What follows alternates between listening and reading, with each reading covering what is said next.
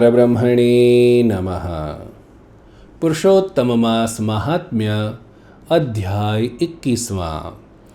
श्री नारायण ने कहा, हे लक्ष्मी सुनो, पिछले कल्प में मरुदेश अर्थात मारवाड़ में देवयव नाम का एक बहुत ही धार्मिक और धनवान ब्राह्मण था। उसकी पत्नी का नाम देवजुष्टा था, जो एक पतिव्रता स्त्री थी। उनके यहाँ गिरिक्षित और अद्रिद्युति नाम का एक सेवक दंपत्ति भी रहता था। वे चारों हमेशा भगवान श्री कृष्ण की भक्ति में लीन रहते थे। उसी मरुदेश के राजा देवसखा ने अपनी भास्वती नाम की नगरी में 7 शिखरों वाला एक भव्य और सुंदर विष्णु मंदिर बनवाया था।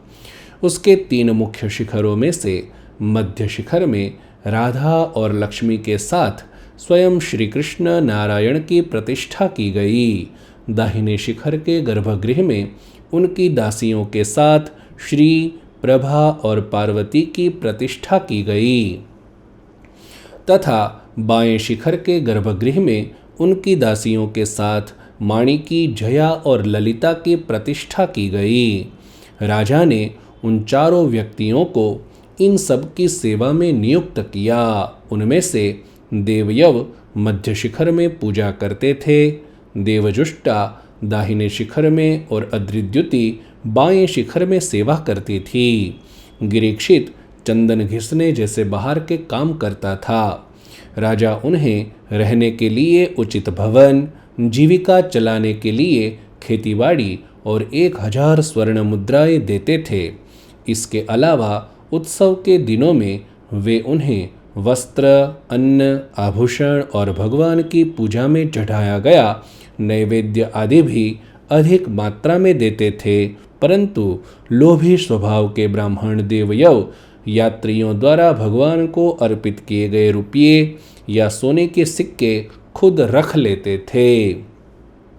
इस कारण देवयव का धन दूषित हो गया। न्याय और ईमानदारी से कमाई गई संपत्ति में भी यदि देवद्रव्य मिल जाए तो वह निश्चित रूप से दूषित हो जाती है और साथ ही दूसरी लाखों की संपत्ति को भी अपने साथ ले डूबती है।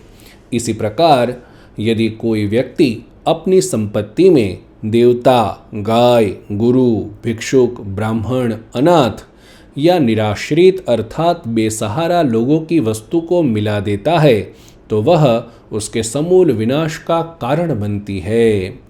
देव पूजा में अर्पित अन्न, वस्त्र या धन देवद्रव्य होने के कारण कभी ग्रहण नहीं करने चाहिए, क्योंकि वे कुल का विनाश करने वाले होते हैं। देवयव भी देवद्रव्य का उपयोग करता था, इसलिए किसी न किसी कारण से उसका विनाश निकट आ गया। मरु और कौशल देश के राजाओं के बीच भीषण युद्ध हुआ, जिसमें कौशल के राजा ने मरु देश के राजा को हरा दिया। इसके साथ ही कौशल देश की सेना ने भास्वती नगरी के धनवान लोगों का धन बलपूर्वक लूट लिया। देवयव ब्राह्मण को भी राजा का सम्मानित ब्राह्मण जानकर उसका सब कुछ लूट लिया गया और उसे उसकी पत्नी व सेवकों के साथ वहां से निकाल दिया गया।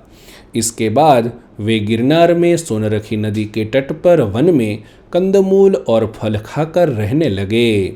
एक बार घूमते घूमते जब वे प्राची के सरस्वती नदी के किनारे जल पीकर थोड़ी देर विश्राम के लिए बैठे, तब गिरिक्षित ने देवयव से कहा, जिन भगवान की हम निरंतर पूजा करते रहे, उन्होंने शत्रुओं के हमलों के समय हमारी रक्षा नहीं की। कौशल देश की सेना ने हमारा सारा धन और मंदिर की संपत्ति भी लूट ली, फिर भी विष्णु जी ने हमें नहीं बचाया। जो अपने स्वयं के धन की रक्षा नहीं कर सके, वे हमारी रक्षा क्या करेंगे।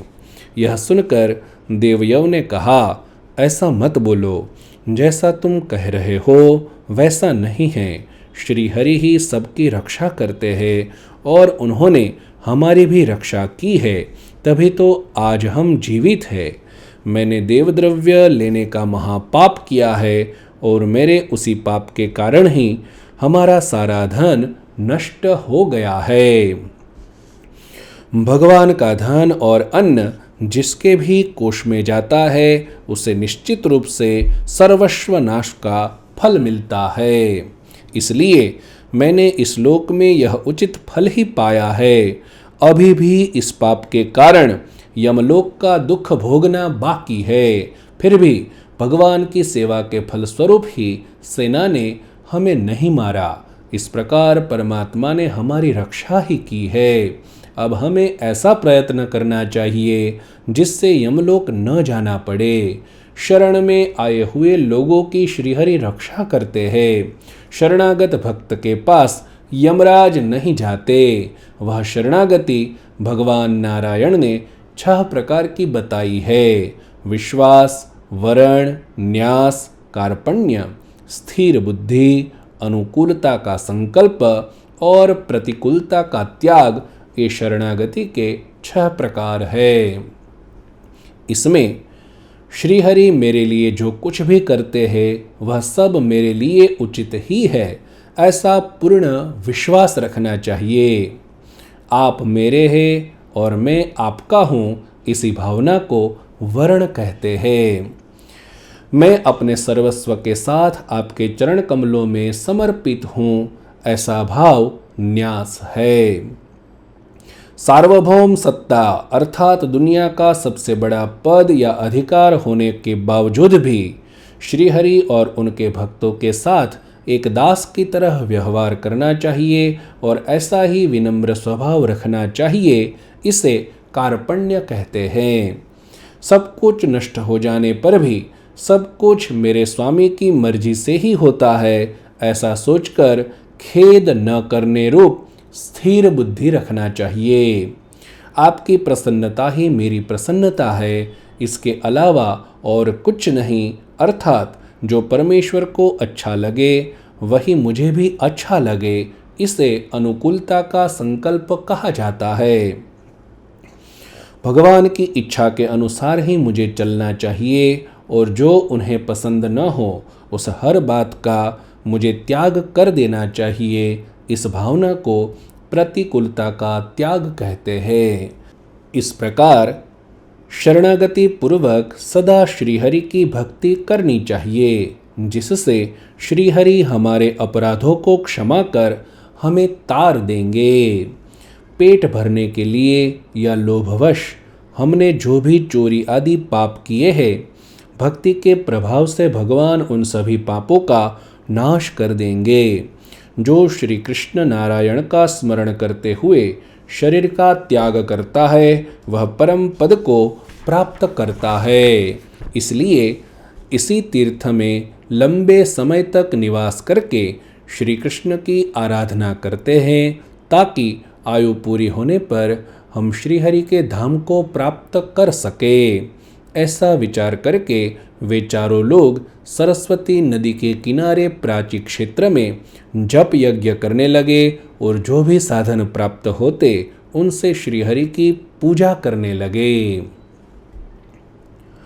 समय बीतने पर अधिक मास की षष्ठी के प्रातःकाल पुरुषोत्तम नारायण के दुंदुभि की यह घोषणा सुनाई दी कि मेरी पूजा में कई अपराध हो जाते हैं, लेकिन जो इस पुरुषोत्तम मास के कृष्ण पक्ष की छठ का व्रत करेगा उसके वज्र जैसे कठोर पाप भी इस व्रत के प्रभाव से धुल जाएंगे।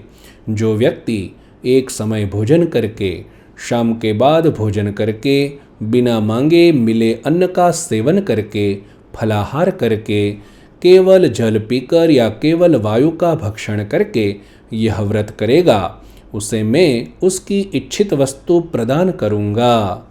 मेरे विरुद्ध उसने जो भी अनुचित कर्म किए होंगे उन्हें मैं पूरी तरह भुला दूंगा। मेरी यह महिमा ईश्वर की सृष्टि में भी व्याप्त है, अर्थात ईश्वर भी यह व्रत करके वैसा ही लाभ प्राप्त कर सकते हैं। मेरे प्रताप से यह अधिक मास सबसे श्रेष्ठ और सर्वोत्तम फल देने वाला बना है। इसलिए जो भी इच्छा हो उसे मन में रखकर यह व्रत करो। यह कहकर दुंदुभि ने वहाँ से प्रस्थान किया।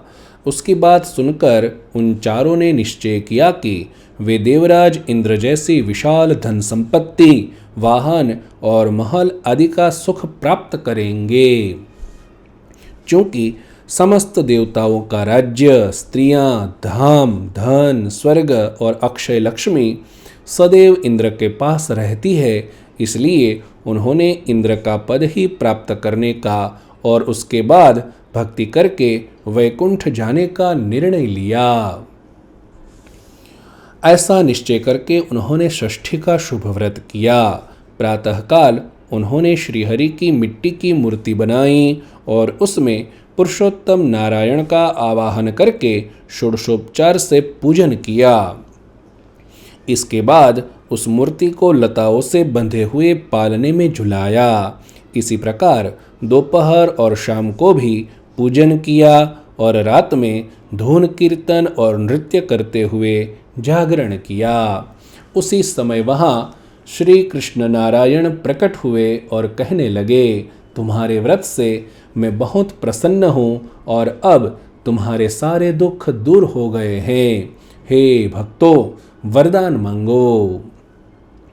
श्रीहरि को साक्षात देखकर उन सभी ने उनके चरण कमलों में पुष्पांजलि अर्पित की, उन्हें प्रणाम किया और इंद्रपद की याचना की।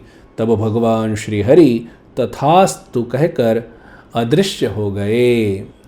पुरुषोत्तम मास में सरस्वती नदी के तट पर प्राची तीर्थ में उन चारों ने अपना पार्थिव शरीर त्याग दिया और महरलोक चले गए। जब दशलोक का लय हुआ और नए कल्प का आरंभ हुआ, तब उस व्रत के पुण्य से देवयव इंद्र बने और देवजुष्टा इंद्राणी अर्थात सची बनी। गिरीक्षित उन दोनों का पुत्र जयंत बना और अद्रिद्युति विश्वकर्मा की पुत्री तथा जयंत की पत्नी पुलोमजा बनी। इस प्रकार पुरुषोत्तम मास के कृष्ण पक्ष की छठ के व्रत और श्रीहरि की कृपा से उन्होंने इंद्रपद का सुख प्राप्त किया। जो कोई भी सावधान होकर इस कथा को कहेगा या सुनेगा, उसे भी इस व्रत का पुण्य फल मिलेगा और उसकी मनोकामनाएं पूर्ण होगी। इति श्री लक्ष्मीनारायण संहिता के कृतयुग संतान में पुरुषोत्तम मास महात्म्य में कृष्ण पक्ष के षष्ठी तिथि का व्रत विधि निरूपण एवं महात्म्य कथन नामक 21वां अध्याय समाप्त।